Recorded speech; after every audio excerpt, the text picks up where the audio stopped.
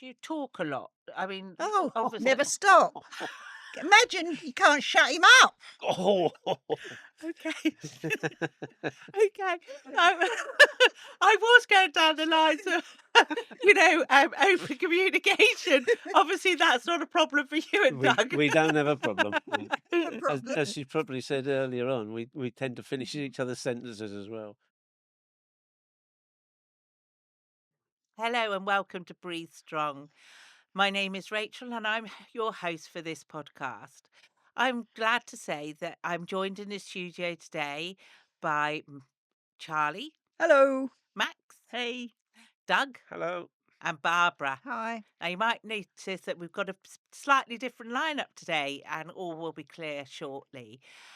Just before we start, I just want to let you all know that you can contact us at Breathe Strong now. So we would like to hear from you, your thoughts, your own experiences, any questions you have, any topics you may have.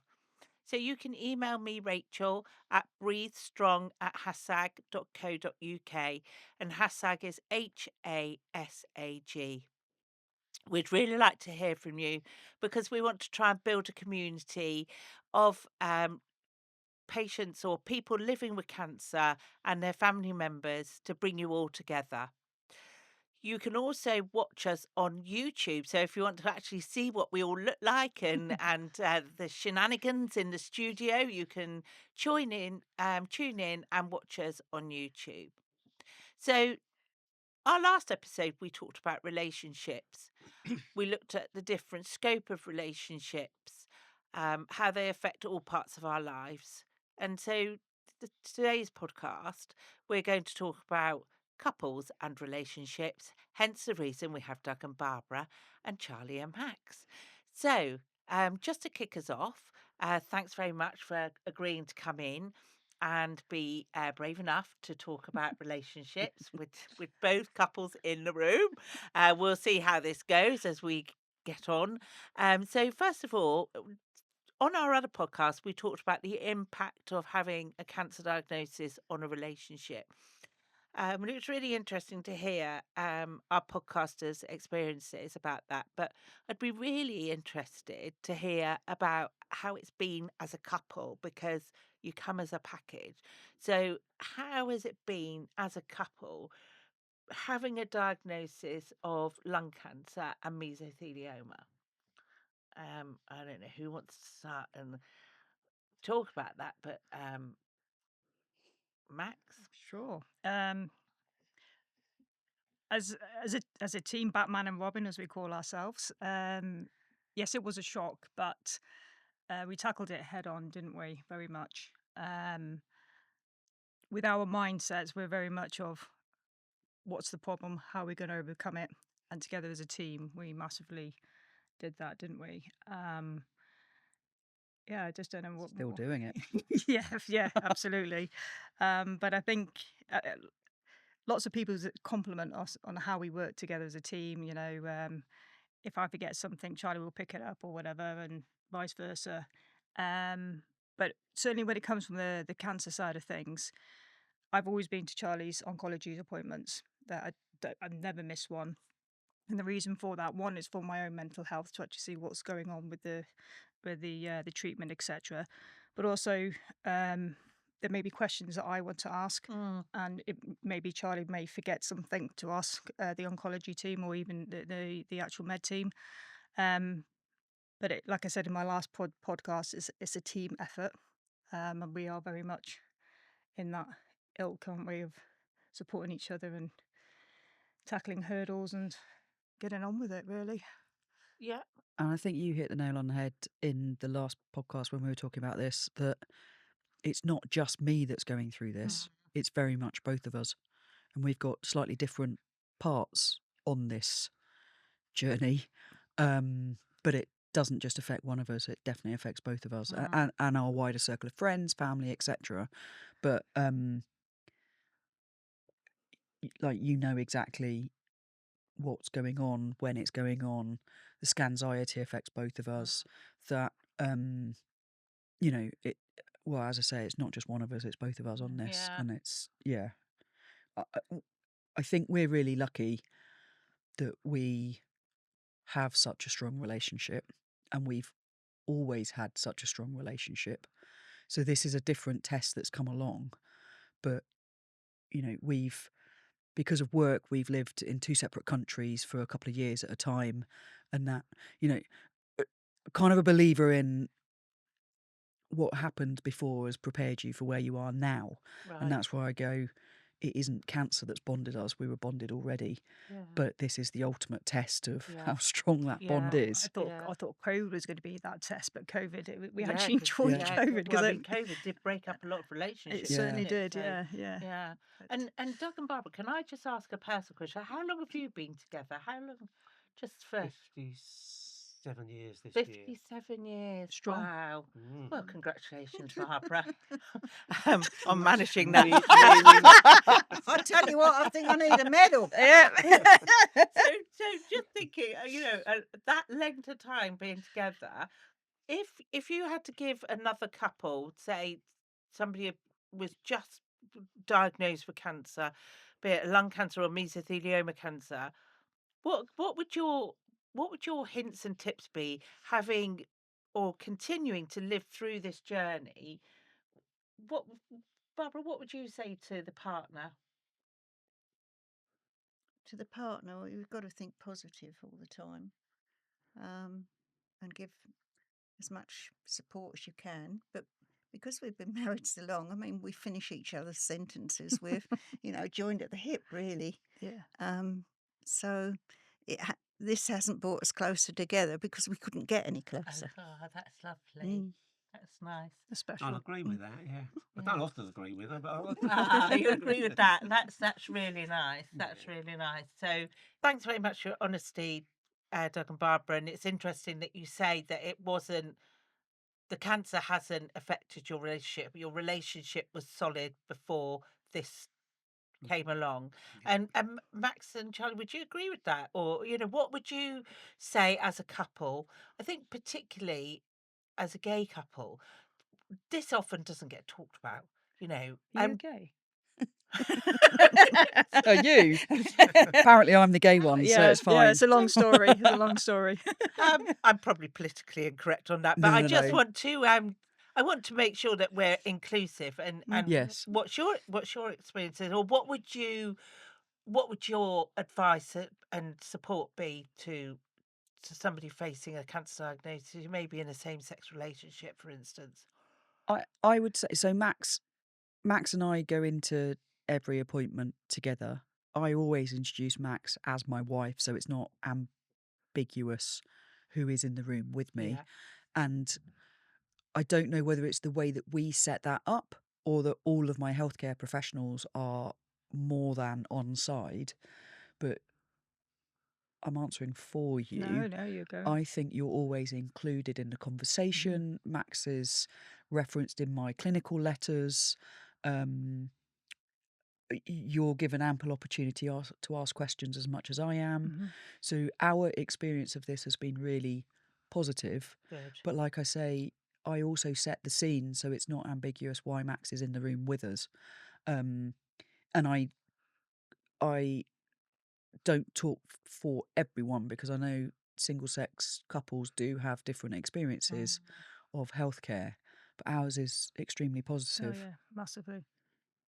And I wonder if that's because you felt able and safe with your team to be very open. I can remember I worked back in the days of HIV when it first came out, and it really, I mean, we got very used to talking about it because that was our role, and we supported same-sex couples and relationships. So it became part of who I was. I didn't see them as any different really, but I know from other patients since that have said to me there still is that stigma and difference in how they're treated as a couple to how a straight couple are treated. What's your thoughts on that? I mean, I can't really comment on it because we haven't had that experience. But I I'd like to think, and what I encourage people to do is actually have them present. And it adds transparency across the whole spectrum, but it also probably I mean, Charlie did, like Charlie mentioned, she always introduces me as Charlie's wife, as her wife. But it may save the actual med team to ask that question: Is Max your wife? Do you know what I mean? So Yeah. it may actually help them be a bit more comfortable with the situation. Okay. But like I say, we haven't experienced any Prejudice. yeah, Good. nothing like that at all. I'd also say, because we have both served in the military, we've both been to each other's messes, clearly as, at the time, civil partners. Now we're wife and wife. But I think, I don't say own the room because that sounds really presumptuous, but I think walking in as if you should be there in the first place. Don't apologise for yourself. So there's a lot about, we deserve to be in the room together. We're going through this. We're a married couple, the same way that Doug and Barbara are. Just because there's two women or two men, I think it's how you turn up sometimes. But again, we haven't had a negative experience. I do know people that have, and I haven't been a fly on the wall, so I can't tell you it's how that person presented to the room, and I'm not saying that, but it's part, for us, it's very much, we deserve to be there together. We're there to support each other, and I appreciate different opinions, but that's exactly what it is. It's an opinion. Yeah. And we've luckily not experienced any discrimination or prejudice. Well, I'm glad to hear that. No, I think it helps to go in together anyway. I've got a head like a sieve. I have to go with him because otherwise you didn't listen to half what they tell him. Okay. Do So Okay. So you know, so for you two, it's the facts of about information gathering, and that two ears are better than one. Yeah. In a way, yeah. Yeah. I Yeah. mean, I hear everything, but it doesn't always register. No. Whereas, she's got a photographic memory. And do you find that one of you in a relationship deals with the family who are, perhaps when you get back from an appointment, are asking lots of questions, and do you have like an assigned person in the relationship for Not that, or really. No, the family will text either of us to see how we got on. They usually send a text to see, the day before we go, and one the day we come back. And then when the results come through, they might No, it's a text joint her. effort. Yeah. We've got 3 sons and 3 daughters-in-law, so we just, share it out really. what about you two? Any differences there? Any, does one of you take more of a lead on shielding I would that? say not really. We tend to speak to our own family, which doesn't, we both speak to each other's families, but in terms of the phone call, I'll speak to my mum, Max will speak to her parents. We might be sat next to each other on a couch. But the other thing that I would also advise is, we quite often do a video update, and then that video can be Okay. shared, so we don't have to explain to every single person the outcome, which helps us, because actually you don't keep getting triggered, and the Yeah, emotion, wow, that's a great and it idea. really can be Too technical. tiring Yeah, we updating everyone. But like I say, our parents generally get a phone call, Yeah. but everyone else will generally get a shared message. Yeah, that's a great idea. I Yeah. like that. Yeah, because it is the. Sorry, go on. I was going to say, we tend to go to our happy place and we just do a quick update. Well, it's usually me holding the phone and Charlie Yeah. talking. Funny that. Happy Place is the pub, by the way, Oh, is it? by a lake. So Oh, nice. water's really calming Yeah. for me, and I Yeah. think for you. Oh, yeah, totally. So we've got a favourite pub that we generally go to for at least a drink immediately, and it's about It's just 5 minutes from the hospital. it's kind of like the decompressing. Decompression. Yeah. And I think, Doug, you've got one of those, haven't you? A happy place that you and Barbara go to. Is it the cafe at the end of the walk? Yeah. yeah. That's in Ware. Yeah. We walk along the canal from a place called Stansted Abbots, which is about 2 miles, and by the time we've got there, it's time to stop Yeah. and then recoup for Yeah. the walk back. Yeah. But yeah, I think most of our walks are designed round a cafe or something at the end of it. Yeah. And we were talking earlier about the change in roles in the relationship, that although the relationship hasn't fundamentally changed who you both are together. I know Doug was saying this on the previous podcast that about Barbara having the lawnmower. I think was one of the classics that will go down in podcast history. But it just showed that there were changes in roles and that you used to do, Doug, in the house, the gardening and that sort of thing that now Barbara's taking on. And I just wondered, Barbara, if you wouldn't mind, how have you been about that? Has that bothered you, or No, you just get on with it. you just go, okay? That's it. Yeah, I Just mean, you used to I do a lot couldn't of start the lawnmower. He probably, I don't know if he told you, but I couldn't start the damn thing. So he got me a battery operated one. So we're all Postman right got now. fed up with starting the Yeah. lawnmower for her. So but now I just get on with it. Yeah. And if there's something I can't do, like when the shed roof started leaking, I mean, there's no way I could get up there and put the new felt on. So the son came along and did that for us and things. But I'll tackle most things. Just Okay. Similarly, if you had to give any sort of advice to couples going forward, what would your advice be after 57 years Well, of if you can't marriage? do it yourself, and Barb can't do it, then you've just got to get somebody else to you give you just a got to hand. give up, haven't you, Yeah, and well, get yeah. somebody else to do it. But Just And get somebody in and. do you talk a lot? I mean, oh, obviously. never stop. Imagine you can't shut him up. Oh. Okay. Okay. I was going down the lines of, open communication. Obviously, that's not a problem for you and Doug. We don't have a problem. No problem. As she probably said earlier on, we tend to finish each other's sentences as well Yeah. because we know exactly what we're thinking. Yeah. It's just how I we mean, are. I hear him sharp intake of breath, and I know just what he's going to say. Before he even said it. And the same vice versa. I mean, Yeah. that's Yeah, it. that's really nice. Yeah. That is something special because if you relate it to the cancer side of things, I know when Charlie's in not bad, In my but own head. yeah, when Charlie's quiet or or doing whatever she does, I know Charlie needs space, or I'll do something else and help her out. And it's always do that check in, just say, "You okay?" Mm. So it's just recognizing each other's Yeah, habits. yeah, don't you? I say to Yeah, him sometimes, "You're not feeling too good today, are you?" exactly. Yeah, Just yeah. know. You Yeah. do just You know. do, Yeah. yeah. Yeah.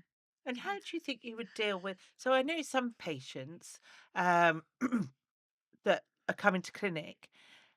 One of the frustrations that the partner often has is the person won't talk to them about it.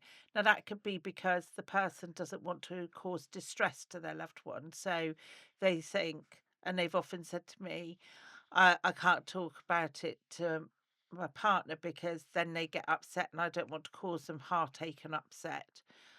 Or they just are so scared about what's going on for themselves that they just bottle it all up inside. And No, you can't That's do I no. that. know that's not No. your experience, but No. what sort of things would you say to somebody if it was your friend and they came to you and said, "Oh, my wife or my partner's been diagnosed with a cancer, but they won't talk to me."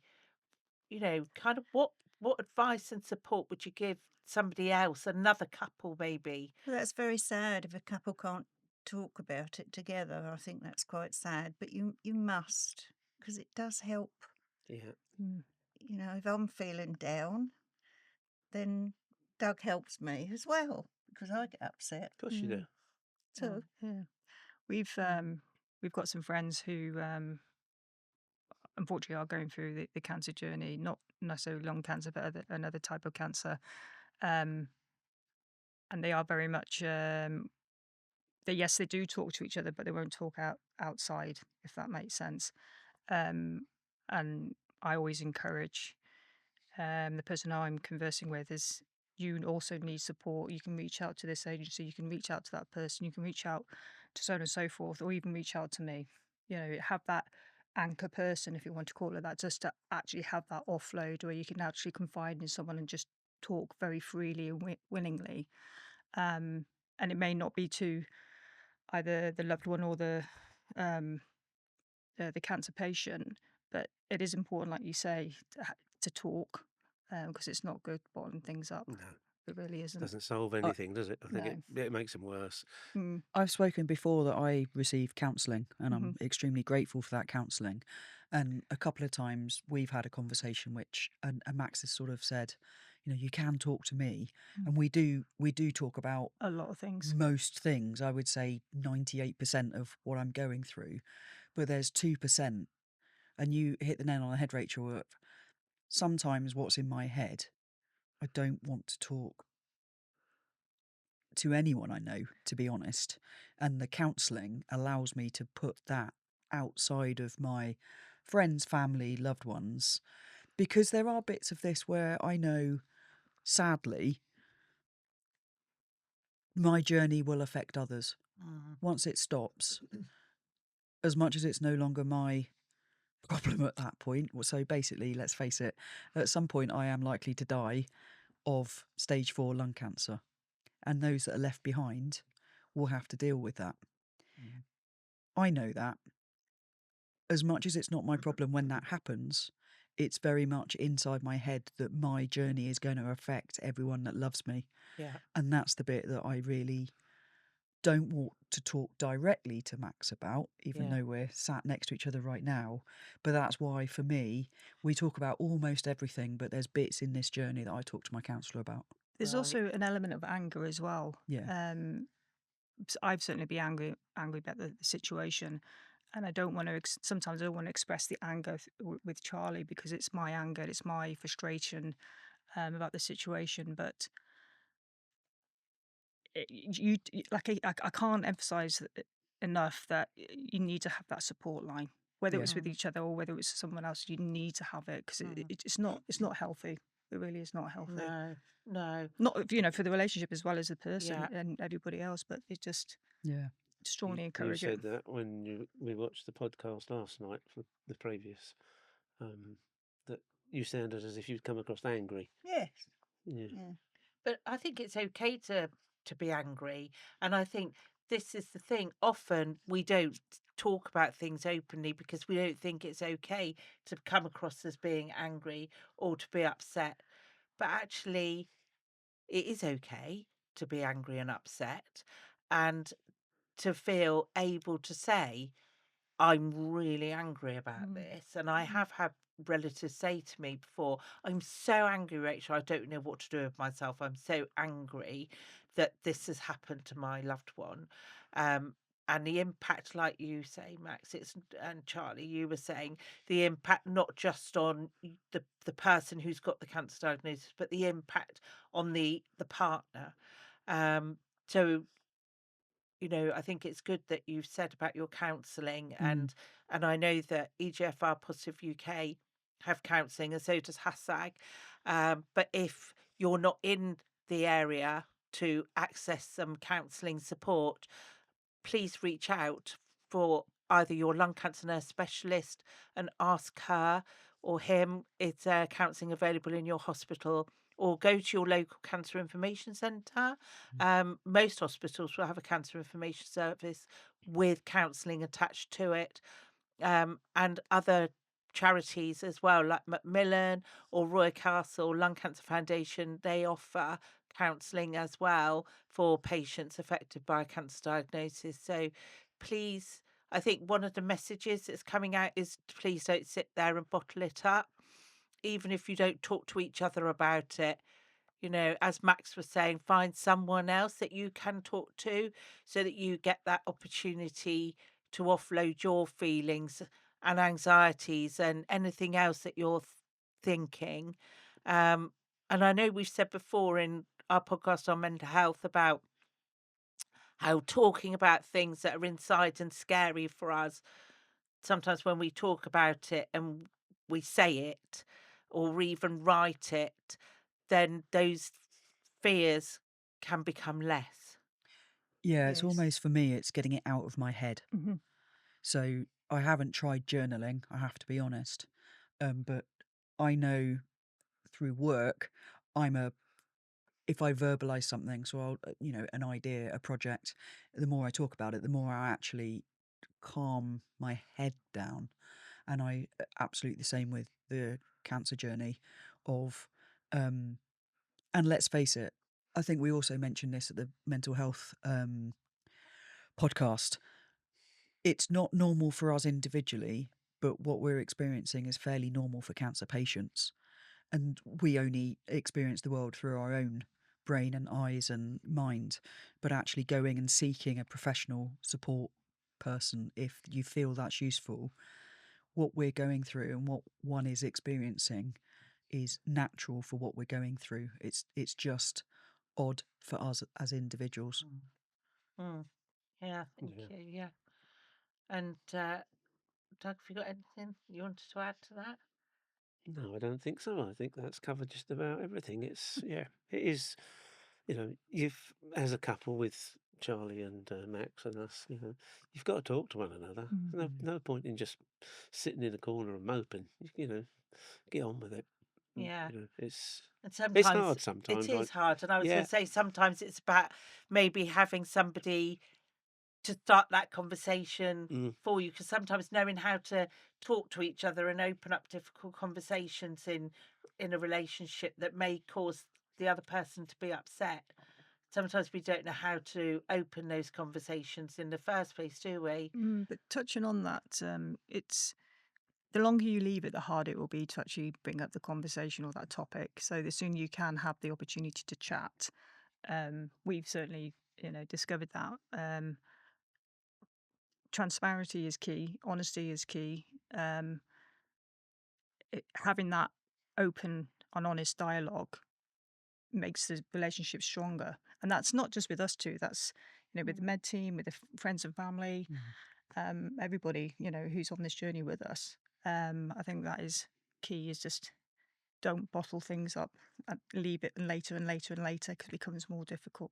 You must keep a sense of humour, though. Oh yes. Definitely. Yeah. Sometimes something will crop up in conversation about maybe booking something for 6 months ahead, and I'll look at him and say, well, are you still going to be here? Are you planning on You've sticking got- around, Doug? Yeah, you've got to have these things. You've got to Yeah, laugh yeah, about things as definitely. well, because Yeah. otherwise life is just awful, isn't it? Completely So agree. I'll give you a little example. Last year, Doug went to look at a new car. He went to the dealer and he's telling the salesman what he'd like to buy. And the salesman said, oh, yes, right. He said, I'll go away. And he came back and he said, yes, that will be all right, Doug. You could have that car in that colour with this on and that on. Delivery date is 6 months' time. I said, Blummy, won't be here. I might not be here by then. We better buy something in the showroom. So we did. Oh God, that is brilliant. Luckily, the I was salesman going to say, the salesman must be thinking, what the hell is going on here? well, the salesman knew us, but his boss was with him who didn't. Okay. Brilliant. So, little things like that we can laugh about, because you've got to keep your Yeah. sense of humour. You really Totally. have. I wonder though, I know as nurses we often have quite a dark sense of humour, because I think we're faced with such traumatic things, really, and we're dealing with such difficult, almost like helping people carry burdens every day. And I know for a fact that our sense of humour, and we used to say to each other in the office at times, golly, if the BBC could listen in now, we'd be in, they wouldn't get us Caught. at all. You're being caught. But that's We'd how be you caught. deal with it. Hopefully not, Charlie. Hopefully not at all. But I wonder if your sense of humour, if you've noticed that your sense of humour has changed, because normally we wouldn't laugh about that kind of conversation, would we? We certainly wouldn't all be here giggling Questionable. about that. Yeah. But actually, Gotta you've be just maybe having a transparent. cancer diagnosis, you do Mm. see life Yeah, differently. definitely. Mm. Yeah. But I would say those things in front of Doug. I wouldn't think it. I wouldn't, like some people would just think that and that, oh, blimey, But no, we say it because it helps. Oh, it does. Mm. It does. Definitely. I was going to say, we're definitely a couple that would say it, think it, joke about it. But what I think is important to point out here is a bit like nursing, military can have quite a dark sense of humour as well. So what I would sort of say here is a cancer diagnosis doesn't necessarily change your relationship. What was there in the first place? It's a bit like having a baby. If you've got a good relationship, you have a baby, hopefully, you know, if you've got a poor relationship, then you have a baby, that baby might end up splitting you up, but it's not the baby, it's your No. relationship. So I kind of go, our sense of humour has always been pretty dark. We've always spent a lot of time laughing and joking, but the diagnosis hasn't changed that. What it potentially has changed is our awareness and our priorities. They've definitely changed. So we're now, anyone might not wake up tomorrow morning, but we're much more aware, and that awareness has allowed us now to embrace. The way we've done it is we've embraced life and the opportunities and say yes at opportunity now, rather than going, oh, I can't do that, I've got a work meeting. Clearly, boss, if I have a work meeting, it's important. But if we've got an opportunity coming up and we can make it work, we take the opportunity. So better work-life balance, would you say? Yeah, but it's where I was sort of coming from is, the sense of humour. The sense of humour was there in the first place, but now it's moved into cancer. Right. That's why I was sort of going, is it cancers that's changed it? No, we had that relationship to begin with. Okay. We had that sense of humour. We've talked about everything openly from the start of our relationship. The reason I say this is I'm aware of, again, through the EGFR network, I'm aware of people that don't have that relationship with their partner. Exactly. But it isn't the cancer that's caused that. They may not have had that relationship to begin with. So what I was going to say is a bit like, in fact, so if your partner isn't the person you talk to about things, go and find someone that you can. Because you were saying earlier about, Barbara, I can't believe you can't felt a roof. But you can't. So what did you do? You got someone in that could help you and did do the roof. And I think in any single subject here, your partner might not be the person that can do that. So what can you do about that between the two of you? If we both can't do it, then we are much better now at going, actually, we need a bit of help with X. And I think that's changed for us. Yeah, but touching on what you mentioned about, finding somebody to help, person to fix, whether it's the roof or whether it's something else, but it also gives the person who's got the cancer the reassurance that when they do sadly pass on, there's always that Somebody there. support Yeah. network. It gives them Right, the yeah. reassurance. Yeah. Yeah. Do you know what I mean? Yeah. Yeah. And we were very, again, military, we're taught to self-sort a problem out. Yeah. You've got a Right. problem, what are you going to do about it? And so it's taken me certainly a while to go, it's okay to ask for help. Yeah. It's better to ask for help because rather than stewing on and whatever it is, but find a way around it, I guess is what we're trying to say. So we now adapt and we're much quicker to go, I haven't got time, can't do it. Get somebody to help you. Yeah, so we'll, it's not that we're not willing to try anything else, but as I say, if it's, we're much better at No, I wouldn't asking doubt for her help. ability to felt the roof. It's just she won't get up a ladder. So I think And of course, the other thing because we're both in our 70s, I often laugh. I say, "Way he's going on. Look at him. Looks picture of health. I might pop my clock before he does." well, there's always that, Barbara. And then There who's is gonna look there is after you? always that. Well, yeah, there is always that. And I think like there's that old adage, isn't it? A problem shared is a problem Problem halved. Oh, Is Yeah. what they certainly, say? And certainly. Oh yeah, without a yeah, doubt. yeah. Yep. Well, thank you very much, and I hope you've enjoyed the podcast and found it as entertaining as I have, but also helpful. Um, we would encourage you, as Barbara and Doug have said, and Charlie and Max, it's not the cancer that is affecting the relationship. It's the relationship that is of importance. Please do reach out if you need support or help. Don't sit there and bottle things up. It is far better to talk than keep quiet, even if you don't feel able to talk to your loved one for fear of upsetting them. Please find someone that can help you, because I think you'll find that your journey together is a better journey for it. So thank you once again for tuning in. Thank you very much, Charlie and Max, Barbara and Doug, for your enthusiasm and just openness about talking about your own relationships. Um, just remember that you yourself, as much as anybody in the entire universe, deserves your own love and affection. So just hold on to that. And thank you once again for joining us.